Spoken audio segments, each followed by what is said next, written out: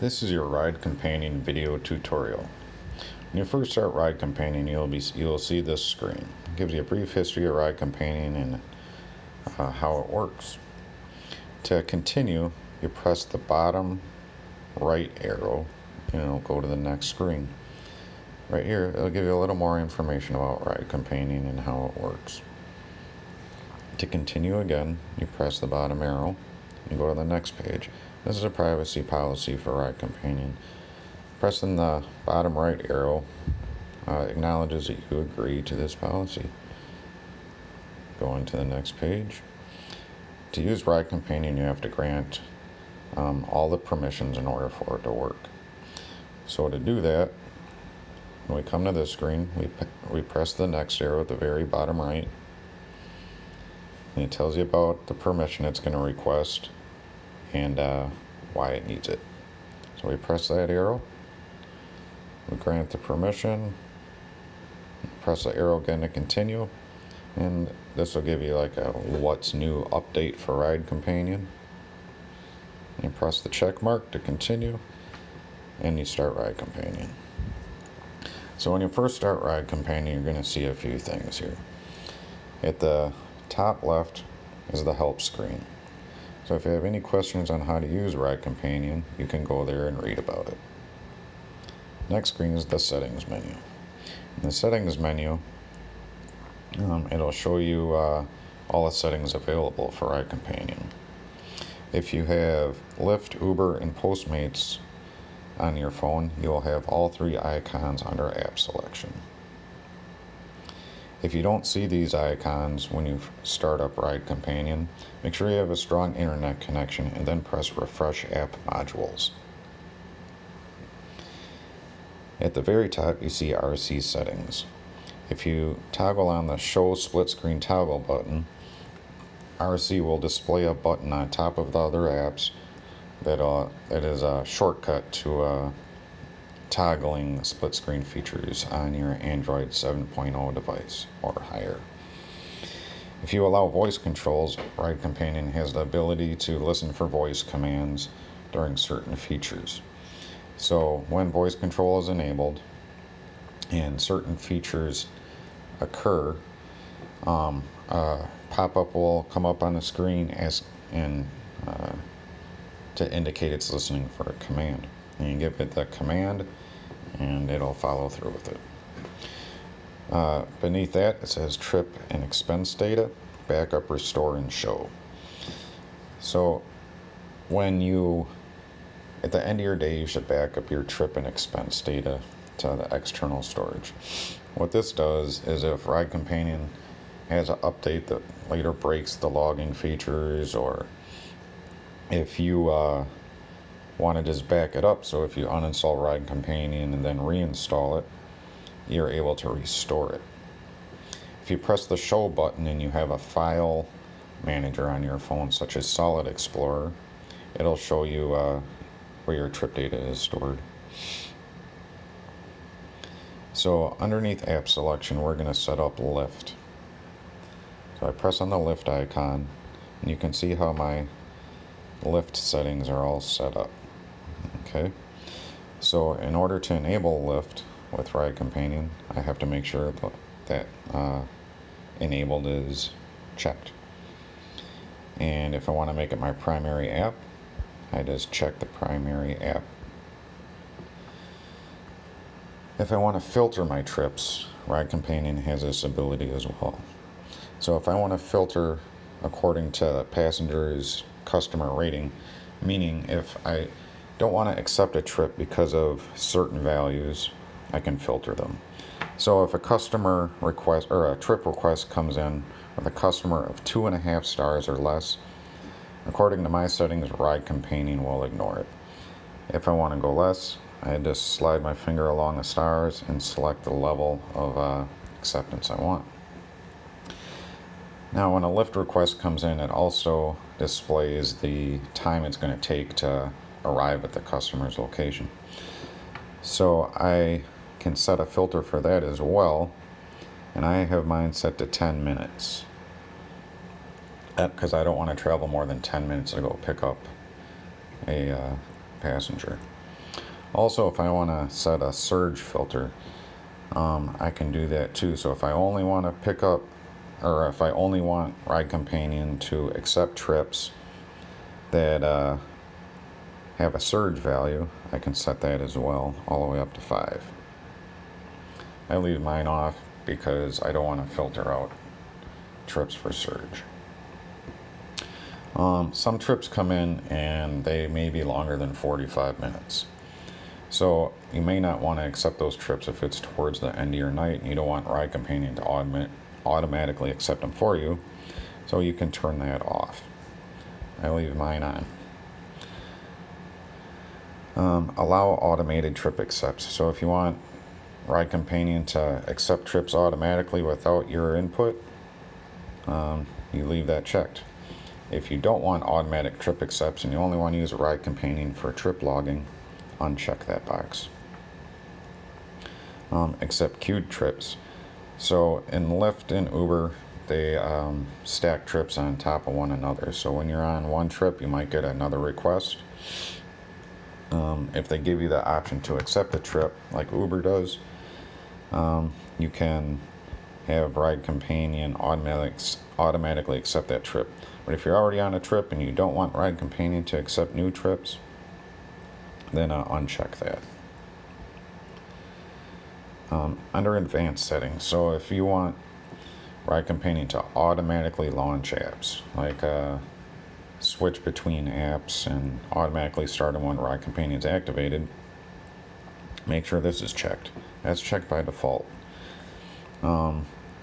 Sometimes Ride Companion isn't able to find the data it needs in a trip request screen.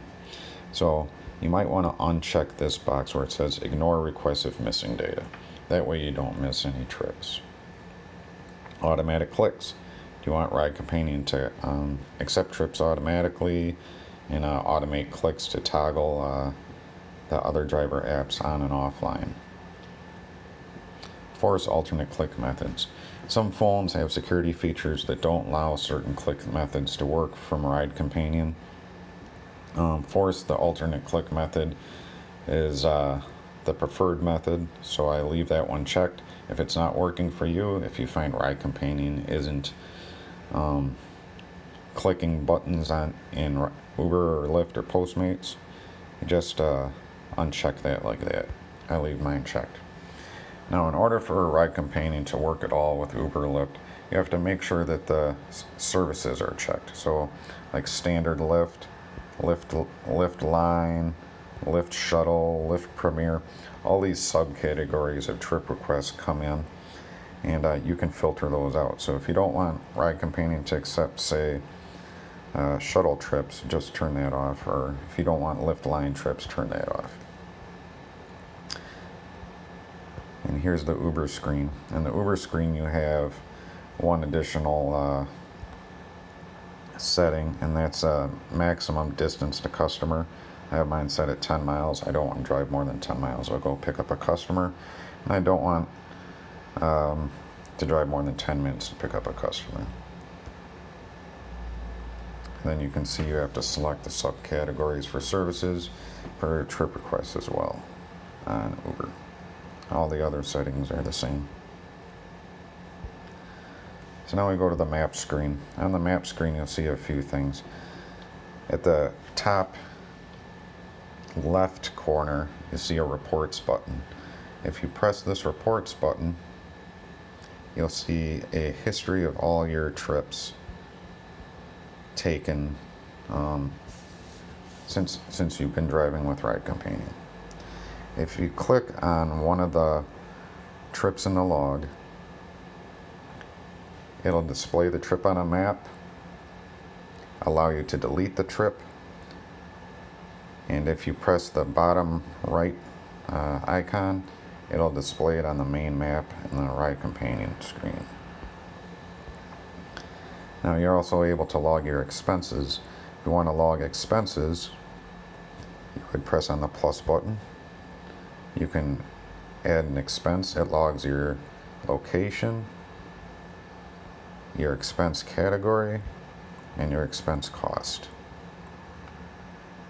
And then you would press the save button. to save that at cost.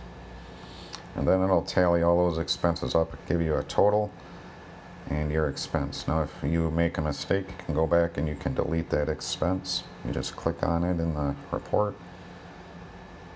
and you press the delete button and it'll delete it. In order to print that, if you want to print your report, you press on the print button and it'll print it if your printer is available. If you have any questions, there's also a help screen in the reports menu. Okay, next to the ride companion icon, you have a circle with a number in it. The one on the left is your trip credits, or your ride companion credits. To earn credits, you can use a referral system. You refer friends and you'll get credits for referring. You can watch a commercial and you will receive credits for watching commercials, or you can just purchase credits. If you want to check how many credits you have, or if you receive referral credits and you haven't redeemed them yet, you just press on the check my credits and it'll tell you how many redeemable credits you have from the referral system. If you go to the referral system, it requires you to type in your email address, a password, a username, and a confirmation code that's sent to you in an email. Okay, to send your referral link, you press on the icon at the bottom here, and you can send my referral link. It'll ask you for an email to send it to. You'll have to confirm your confirmation sent and use a referral code. If you get a referral code in an email, you can just follow the link from the email and it'll open up Ride Companion automatically to the referral system. To redeem your credits, you tap on the credit card button at the top and you can check your credits or redeem credits. If I press on redeem credits, I redeem all my credits that are in my referral account. And then when I go back, you'll see that I have 507 credits. To the right of the Ride Companion icon, this is my trip counts. So 45 trips this year, 10 this month. I didn't have any trips yesterday or any today. If I click on those circles with the numbers in them, it'll show the trips for that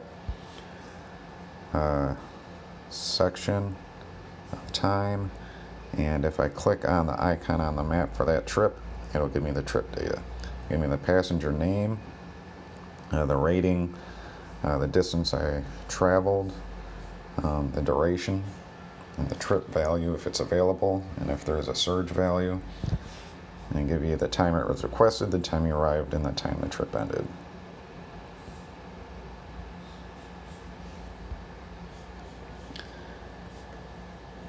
Now if I go to history, this is where if you have problems with Ride Companion, I'll probably ask you to send me an email and give you some of the information that comes from this history screen. It's kind of like for debugging purposes. If something's not working, there'll be little messages in here telling you what happened last, just to make things a little easier for me to figure out. Back to the map screen. If you press on the Ride Companion icon, it'll activate or deactivate Ride Companion. If there's a red circle around the icon, that means it's currently deactivated. Pressing on it will activate it. You can see that it opened up Uber, it turned it on, waits for it to go online, then it goes to Lyft, waits for it to go online, and now you're activated. To deactivate it, you can just swipe down, press stop, it'll deactivate it, and then you can go back to Ride Companion and right back to where you were. At the very bottom, there's a little map button. You press on that, And this is just a little extra feature. If you press on Lyft drivers, it'll cost you 1 credit to use that, and it'll find all the Lyft drivers near you. That's provided directly from Lyft servers through a Lyft API. So that's very accurate. If you want to know where you are, say scroll around the map, it'll center the map on your location. So every time a trip is processed through Ride Companion, it's going to use 1 credit. Okay, so if a trip is accepted or denied, every time you get a trip while Ride Companion is activated, it redeems 1 credit. So when you watch a commercial, you are granted about 20 to 25 credits. I figured that's good. You watch 1 commercial a day, and it gives you all the credits you need to use Ride Companion pretty much for a whole day. Most people don't do more than 20 trips in a day. So that's how the credits work. It's just to allow you to use Ride Companion for free, or just to help me out and make a purchase of credits. If I press on the shopping button, you can see the credits are very cheap, and allow you to use Ride Companion for a long time.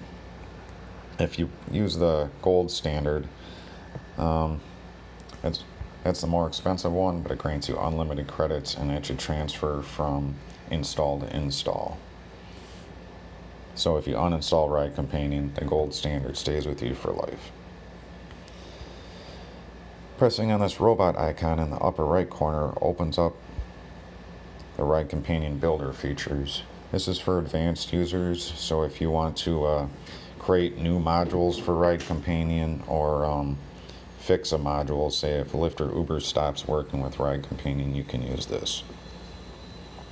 There's an additional help screen for this, but as you can see, it works that way. And that's it for Ride Companion. If you have any questions, please drop me an email and I'll be happy to answer them.